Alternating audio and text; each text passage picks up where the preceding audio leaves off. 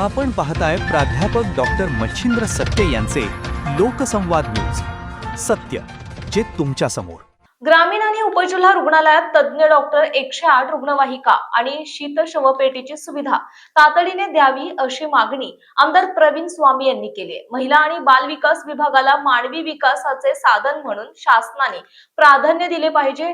तसेच महिला आणि बालकांवरील वाढते अत्याचार, बालविवाह आणि मानव तस्करी रोखण्यासाठी पीडितांना त्वरित समुपदेशन आणि जलद न्याय मिळणे आवश्यक असल्याचे आमदार स्वामी यांनी म्हटलंय.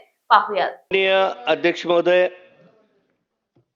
2026-27 या वर्षाच्या पुरवणी मागण्यावर चर्चा करत असताना कृषीच्या संदर्भामध्ये MIDC व अन्न प्रक्रिया धोरणांतर्गत विशेष अनुदान FPO आणि सहकारी संस्थांना 50 ते 75% भांडवली अनुदान देण्यात यावे. या उद्योगांसाठी वीज दर सवलत, व्याज अनुदान द्यावे. एक मतदारसंघ एक जल आराखडा योजना असावी, ज्यामध्ये शेततळी बांधण्यासाठी 100% अनुदान, लघु अल्पभूधारक शेतकऱ्यांसाठी हे अनुदान असावे. सौर ऊर्जेवर चालणारे सिंचन पंप पुरवण्यात यावेत. कृषी आपत्ती संरक्षण निधीची तरतूद अर्थसंकल्पामध्ये किंवा पूर्वनी मागण्यामध्ये करावी. याचा वापर दुष्काळ, अतिवृष्टी, गारपीट, रोगराई, अवकाळी पावसाने तसेच वन्य प्राण्यामुळे होणारे नुकसान याची भरपाई या निधीतून करण्यात यावी. एक महत्त्वाचा विषय, ऊस उत्पादक शेतकरी वर्षभर काबाड कष्ट करून ऊस पिकवतात. पिकवलेला ऊस कारखानदारांना देतात. कारखानदार त्यावर साखर तयार करतात आणि विक्री करतात. परंतु मामाजी, याच्यामध्ये आमच्या भागातील शेतकरी तसेच राज्यातील अनेक शेतकऱ्यांचे ऊस बिल थकीत आहे. या साखर कारखान्यावर आपण कठोर अशी दंडात्मक कारवाई करावी. त्यांना तात्काळ ऊस बिल मिळवून द्यावं, ज्यामुळं शेतकऱ्यांची आर्थिक अवस्था सुधारेल. त्याचबरोबर पशुसंवर्धन याविषयी बोलत असताना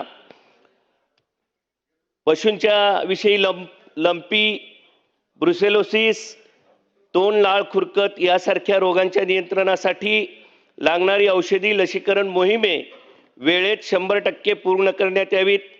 पशुवैद्यकीय दवाखान्यामध्ये डॉक्टरसह इतर कर्मचाऱ्यांची कमतरता जी जाणवते आहे ती पदं त्वरित भरण्यात यावीत. दूध उत्पादक शेतकऱ्यांना उत्पादन खर्चाच्या तुलनेत दूध विक्रीचा दर खूप कमी मिळतो. यासाठी दुधाचा दर वाढविण्यात यावा.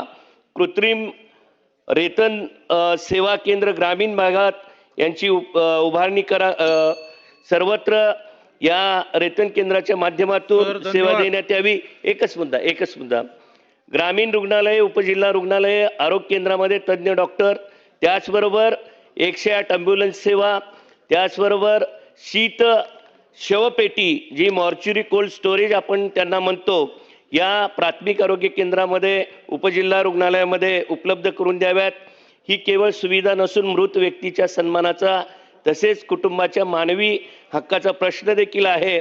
अध्यक्ष महोदय, आपल्या राज्यामध्ये रस्त्याचा, पुलांचा आणि इमारतींचा विकास मोजला जात नाही. तो त्या राज्यातील महिला किती सुरक्षित आहेत, बालकांना किती पोषण, शिक्षण, संरक्षण मिळते यावर मोजला जातो. त्यामुळे महिला व बाल विकास विभागाला केवळ खर्चाचे खाते न समजता मानवी विकासाचे साधन म्हणून त्याला प्राधान्य द्यावे. महिला अत्याचार, बालकावरील अत्याचार, बालविवाह, मानव तस्करी सारख्या गंभीर घटनांमध्ये होत असलेली वाढ चिंताजनक आहे. पीडितांना तातडीने न्याय, समुपदेशन आणि पुनर्वसन मिळण्याची